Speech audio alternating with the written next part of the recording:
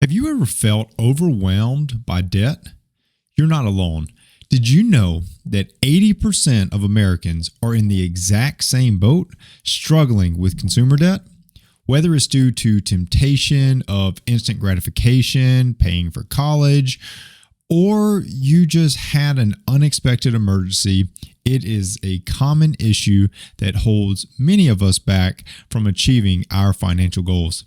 But here's the good news. Getting out of debt doesn't have to be complicated. It comes down to 3 super simple steps. And in this episode, I want to show you exactly how you can do that step by step. It might be a bit uncomfortable, but the freedom you gain is totally worth it. Imagine a life where you are no longer stressed about monthly bills, where you feel like you have control over your money and where you're on a path to your financial freedom. Sounds pretty good, right? So if you're ready to take back control and say goodbye to debt for good, keep watching. Let's dive in. Welcome to the Financial Mirror.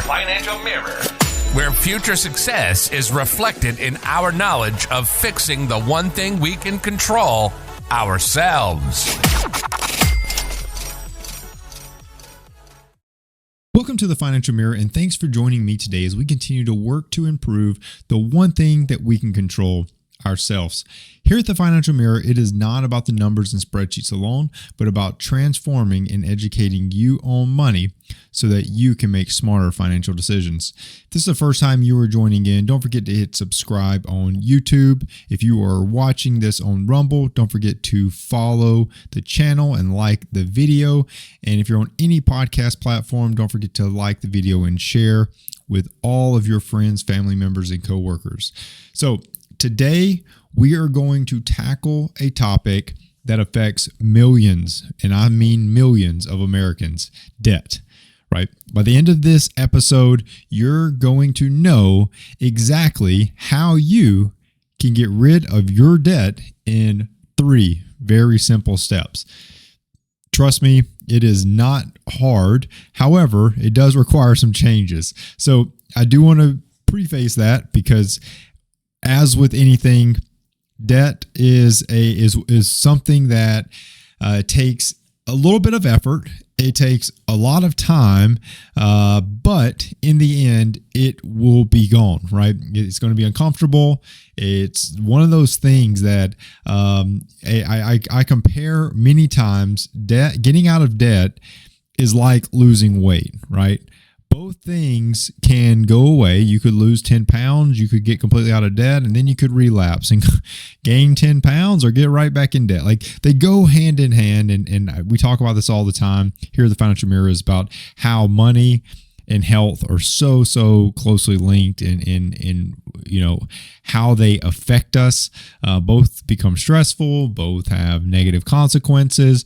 But all I'm talking about today is debt, and I want to show you how easy getting out of debt is structurally, right? Not saying it's not uncomfortable, not saying that the changes that may have to be made will affect your lifestyle, sure, but in the end, you will know that it was worth it because of the fact you're going to have more of your money staying in your pocket. You're going to no longer be paying for interest on that debt. You're going to start to feel like you have control of your life and the money that you're earning, okay? So the first place that I wanted to start is I just wanted to talk about how debt is affecting everyone. And I'm doing this because I want you to know that you are not alone, right? If you feel like you're kind of at the end of that rope, you're at the end of that tunnel, and you've hit a dead end, I want you to know 80% of Americans have some form of consumer debt, okay? I'm not talking about mortgages. I'm talking about consumer debt alone, right? And this debt comes from a multitude of reasons. Probably the worst reason is instant gratification. I've talked about it in the past on other episodes, but the whole buy now, pay later deal, that's affecting a lot of people now. Putting purchases on credit cards. People will put a all of their Christmas shopping on a credit card, and they'll pay on it all year, only to reload up that credit card the very next holiday season. It's something that's going on. It's been going on. And I do want to show you that you're not alone. If that's you, if you've been doing that, it's totally fine. You're not alone. At the end of this episode, you'll know how to get out. Now, where I want to start with is I really don't care. The biggest thing you can do today when you're listening to this episode or watching this episode, the biggest thing you can do is say, yep, I have debt and I want to get rid of it, because I don't care the reason you got there. You can tell yourself a lot of reasons, right? Like, oh, well, I had to go to college, so I've got $200,000 in student loan debt. Oh, I had to buy that thing, so I have $10,000 in credit card debt. I had to buy that new car, so I have a $30,000 auto loan, right? Like, you can tell yourself all those things, but what I'm telling you is I don't care the reason.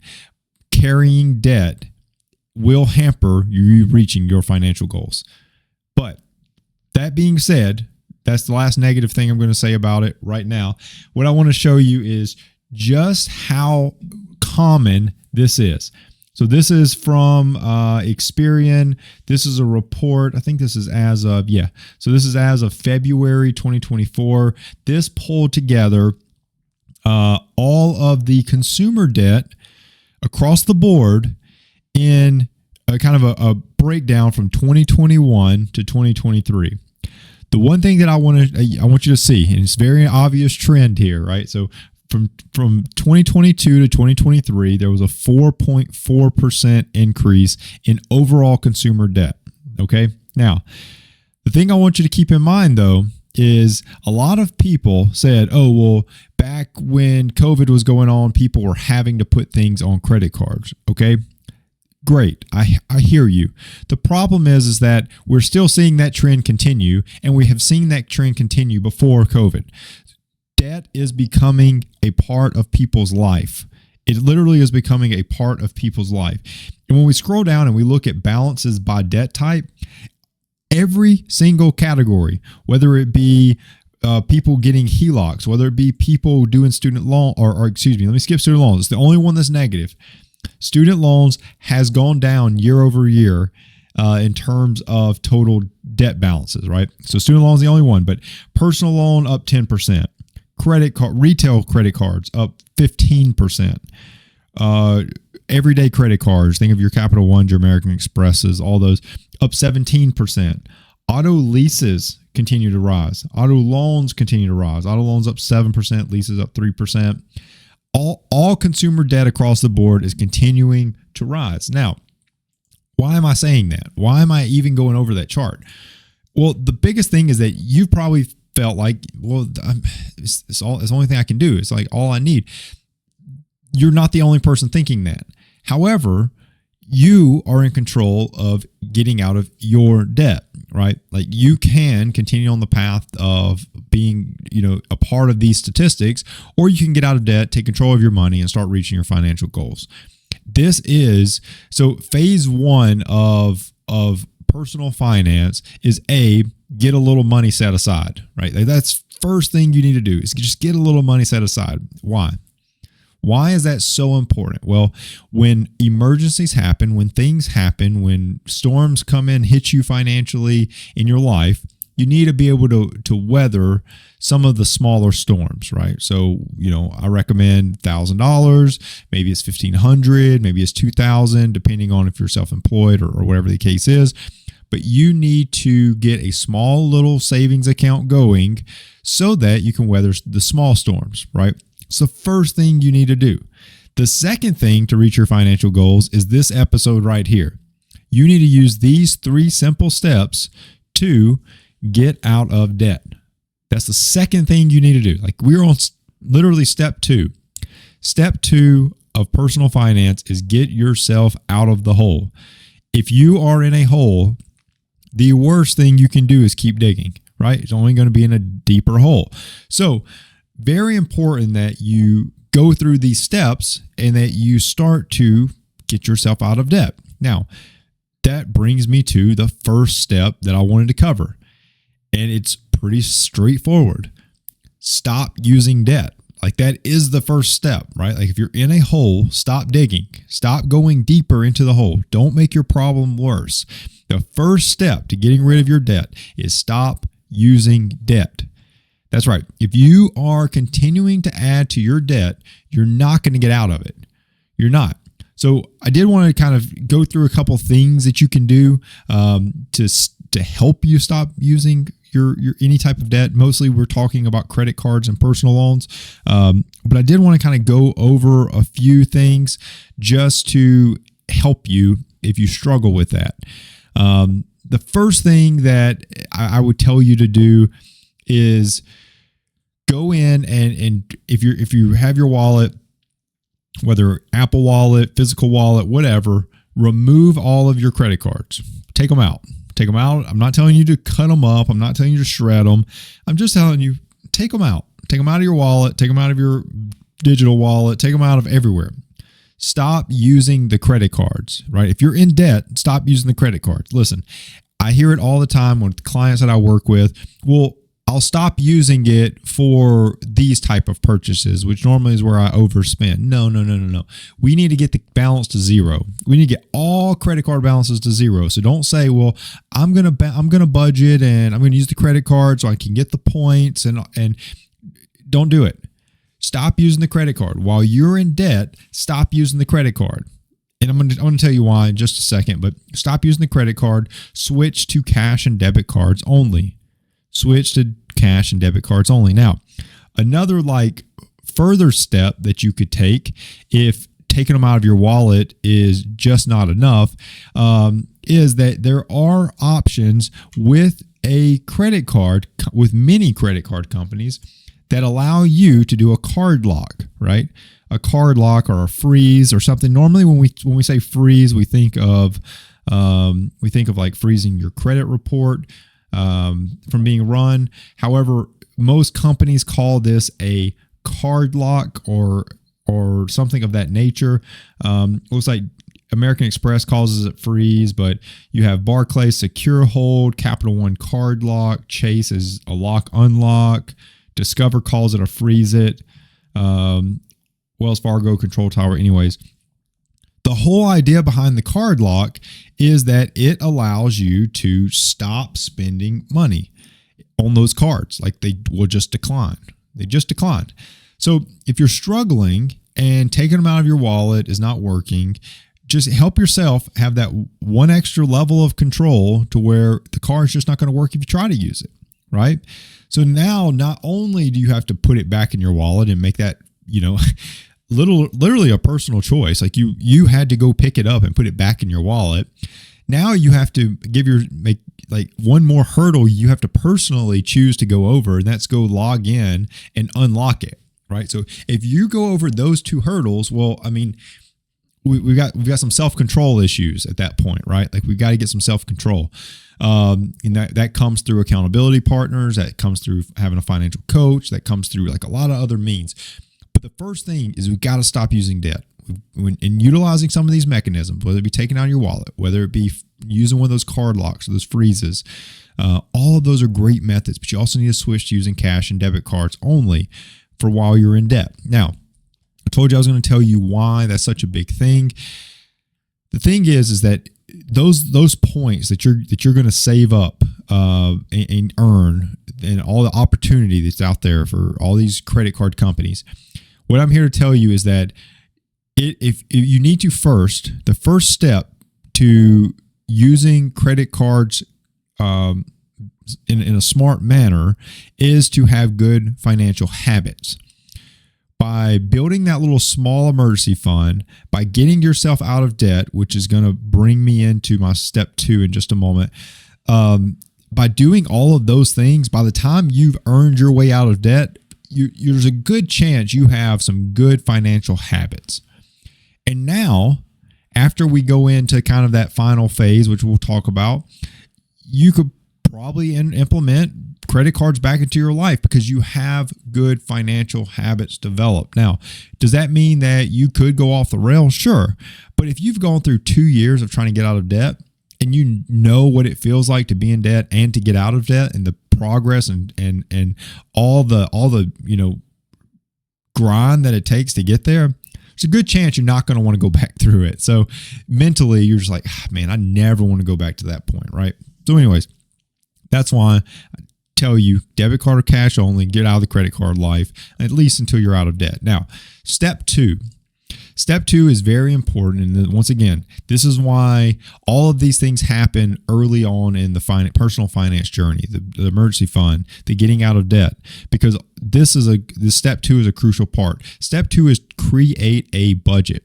If you're not using a budget, you will have a tough time getting out of debt, because this is where the magic happens. You need to start by listing out all of your sources of income, categorizing your expenses, both fixed and variable expenses, and you need to compare your income against your expenses. This is key, because if your income isn't enough to cover the minimum payments of your debt, or just cover the minimum payments of your debt with all of your expenses, time to start cutting, baby. Got to get rid of the luxuries. You got to move on from those aspects. If it's something that you enjoy in life, but it's not a necessity, got to go, right? You got to get rid of it, because if you're just paying minimum payments, you're going to struggle to get yourself out of debt. Not saying it's impossible. A couple windfalls here and there, you may be able to work yourself out of the hole, but get rid of those luxuries, start cutting things, because and that can come in the form of, cut out dining out, and just, buying groceries is cheaper than dining out. No matter what, you could go find, if you're not eating filet mignons, you could probably make some really cheap meals at home. Cutting subscriptions, cutting those impulse buys, all of those things, they got to go. If you're struggling, if you still don't have enough to meet more than just your minimum payment, you got to go earn some more money. You've got to go find extra side hustle money to start to have enough to make progress on getting out of debt. Don't worry, you will get back to your luxury items. You will get back there. You can start to implement those back into your life, or you may just love the minimalist lifestyle and you never want to leave it. So one of the two things may happen. But it's very important that you have the budget. And it's very easy to create a budget, right? I have episodes, I'll put them in the show notes, but there's episodes where I've talked about some of the top budgeting apps that I reviewed. I used to be a huge Mint, spokesperson. I used to love speaking about Mint. It was great. It was free. They since have moved all that into NerdWallet when Intuit bought NerdWallet, and Mint kind of like went to the wayside. I built an episode, talked about some of the other top ones, so I'll share that in the description. But income, categorize and list expenses, compare your income to your expenses, and make sure you're making more money than what you're shelling out. So cut the luxuries as required. And once again, I'll put some budgeting apps in the show notes. Quick and Simplify, Rocket Money, Every Dollar, YNAB, all those are good budgeting apps, just for your awareness. Now, that gets us through two steps. It gets us through step one and step two. Step one being stop using debt. Step two being create a budget. Now, step three is the hardest step. It is. It really is. Because you've got the budget. You're past all the easy stuff. Let's say that. Like, stop using debt may be difficult for some, but for most, you're going to be like, yeah, of course. Man, unless you are just sold on the life of like travel points and rewards that credit cards offer to keep you in debt.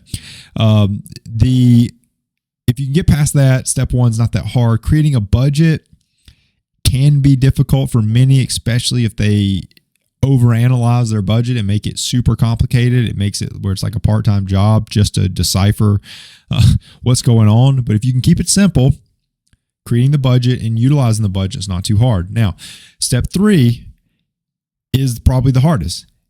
And it's also only one word: focus. Focus, right? Step three is focus.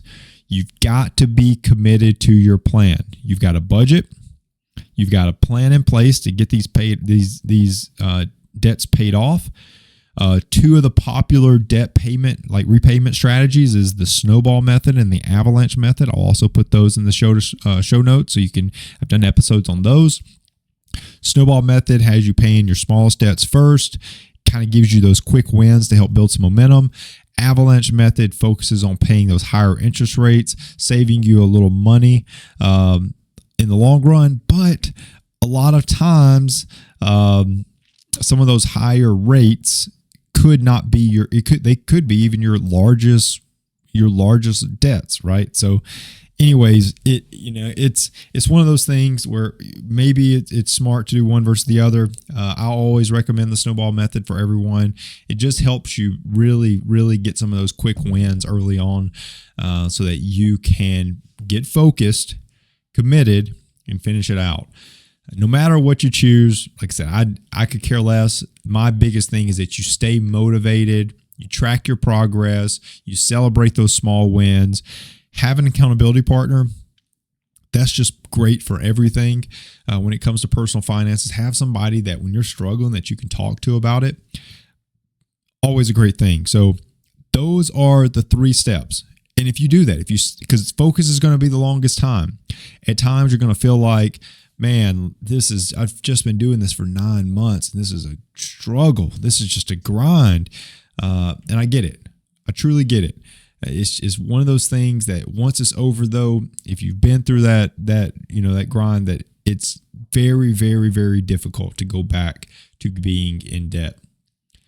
It's probably one of my biggest problems with like student loan forgiveness and debt forgiveness and all those type of things is that if you have not felt the pain of going into debt and getting out, it's very, very, very easy to just get back into debt.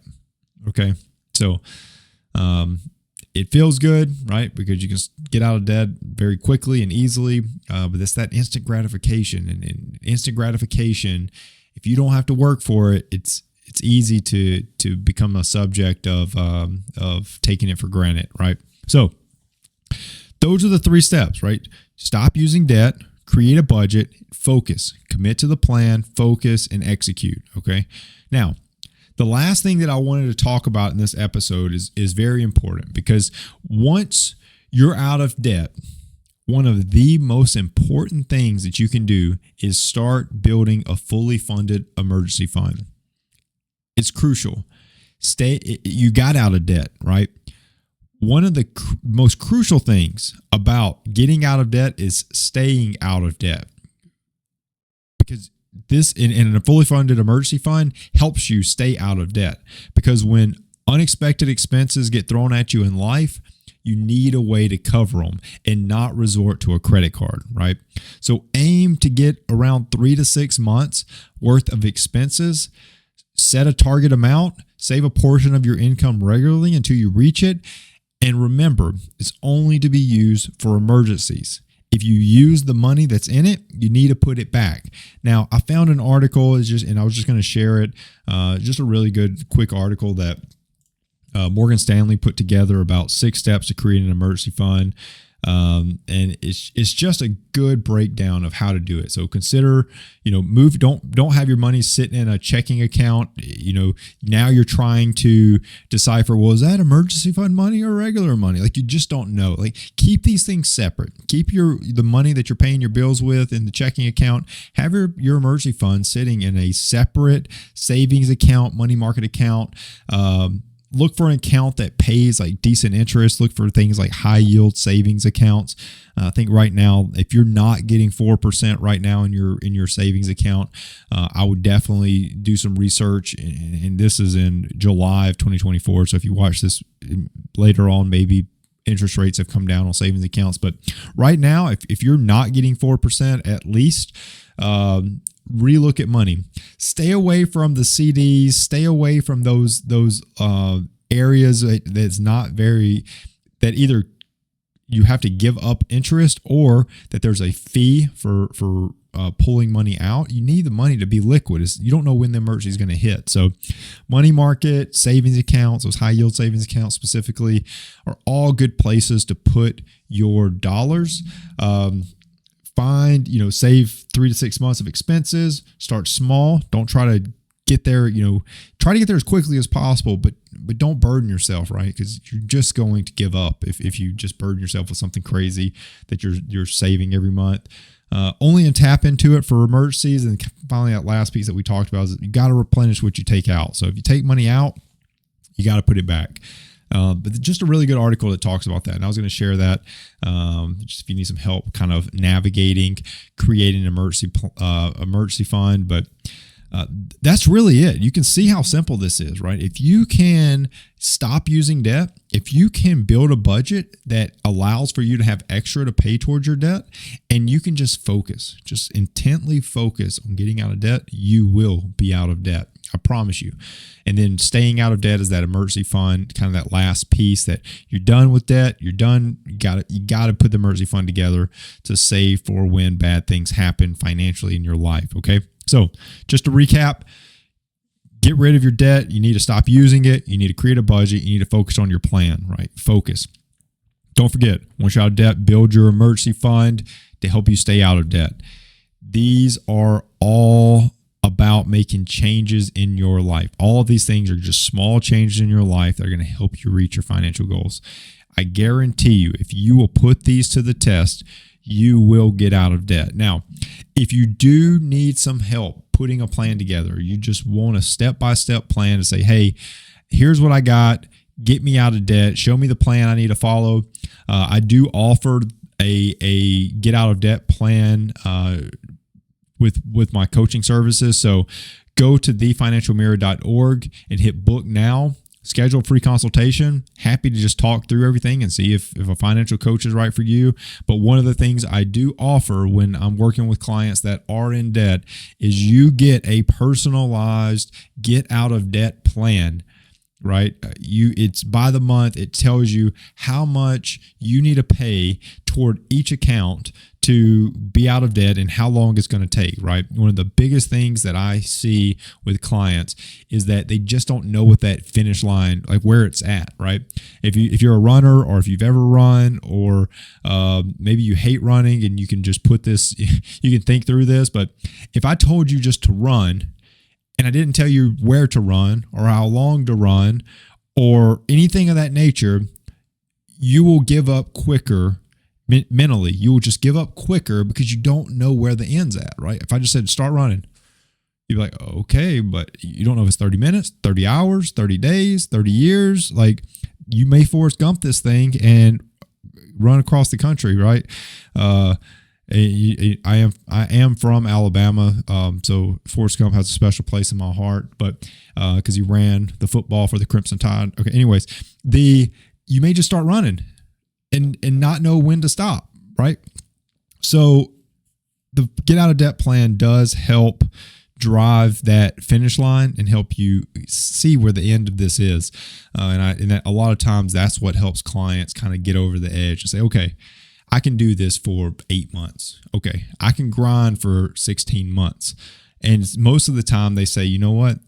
There's some changes I can make because I want that to be 12 months. And then you and I can work together and figure out if that is feasible and then what that plan looks like. So anyways, just head to thefinancialmirror.org and hit book now. We'll get you set up.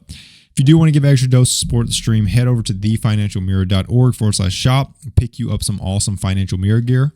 I truly appreciate everyone tuning in. Don't forget to subscribe, like, comment, share this episode. If you are listening on a podcast, don't forget to leave a 5-star review and a written comment. Both go a long way. Till next week, continue improving the one thing you can control, yourself. Peace. Well, that wraps up today's Financial Mirror. Join us next week as we continue to work on ourselves, change our mentality, and to commit to achieving the success we always envisioned. Regardless of your platform, help us grow as a community. Please like, subscribe, and share with the people in your lives.